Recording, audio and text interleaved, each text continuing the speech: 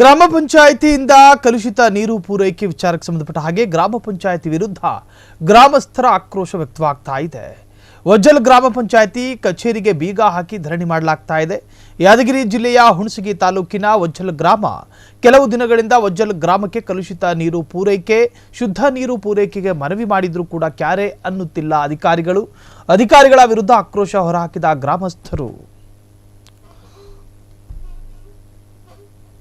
ವಜ್ಜಲ ಗ್ರಾಮ ಪಂಚಾಯತಿಗೆ ಭ್ರಷ್ಟಾಚಾರ ಪಂಚಾಯತಿಗೆ ಗ್ರಾಮ ಪಂಚಾಯತಿ ಅಧ್ಯಕ್ಷರಿಗೆ ಗ್ರಾಮ ಪಂಚಾಯತಿಯ ಪಿಡಿಒಗೆ ಭ್ರಷ್ಟಾಚಾರ ಪಂಚಾಯತಿಗೆ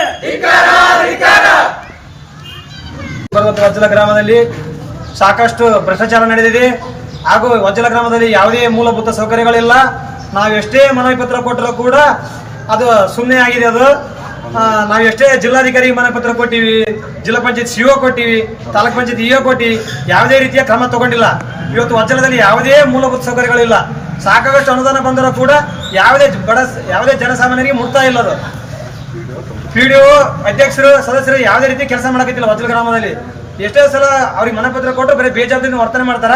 ಇವತ್ತು ವಜ್ಜಲ ಗ್ರಾಮದಲ್ಲಿ ಕುಡಿಯುವ ನೀರು ಯಾವ ರೀತಿ ಕಲುಷಿತ ಬಂದಂತ ತಾವೆಲ್ಲರೂ ನೋಡ್ಬೇಕು. ಇದನ್ನ ಮತ್ತೆ ಇದಕ್ಕೆ ಏನಾದ್ರು ಜವಾಬ್ದಾರಿ ಆದ್ರೆ ಇದನ್ನ ಯಾರು ಜವಾಬ್ದಾರಿ ತಗೋತಾರ ಅಂತ ನಾನು ಡೈರೆಕ್ಟ್ ಆಗಿ ಜಿಲ್ಲಾಧಿಕಾರಿಗಳಿಗೆ ಮತ್ತು ಜಿಲ್ಲಾ ಪಂಚಾಯತ್ ಸಿಒ ಮೇಡಮ್ ಅವರಿಗೆ ಕೇಳ್ತೇನೆ. ನಾನು ಇದಕ್ಕೆ ಏನಾದ್ರೂ ಪ್ರಾಬ್ಲಮ್ ಆದ್ರೆ ಇದಕ್ಕೆ ನೀವೇ ಜವಾಬ್ದಾರರು. ಯಾಕಂದ್ರೆ ನಾವು ಎಷ್ಟೇ ಸಲ ಪಿಡಿಒ ಸರ್ಗೆ ಪಂಚಾಯತ್ ಅಧ್ಯಕ್ಷರಿಗೆ ಏನೇ ಮನವಿ ತಂದ್ರು ಕೂಡ ಅವ್ರು ಯಾವುದೇ ರೀತಿಯ ಕ್ರಮ ತಗೊಂಡಿಲ್ಲ. ಅವರು ಬೇಜವಾಬ್ದಾರಿಯಿಂದ ವರ್ತನೆ ಮಾಡ್ತಾ ಇದ್ದಾರೆ.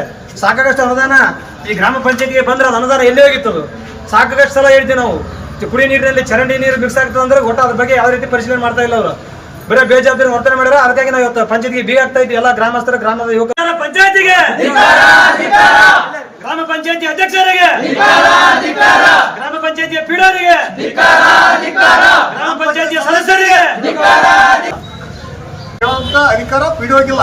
ಗ್ರಾಮ ಪಂಚಾಯತಿ ಮೆಂಬರ್ಗಳು ಏನಿದ್ದಾರೆ ಪಿಡಿಒಗೆ.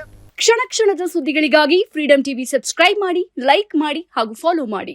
ಹೊಸ ಸುದ್ದಿಗಳ ನೋಟಿಫಿಕೇಶನ್ಗಾಗಿ ಬೆಲ್ ಐಕಾನ್ ಮೇಲೆ ಕ್ಲಿಕ್ ಮಾಡಿ.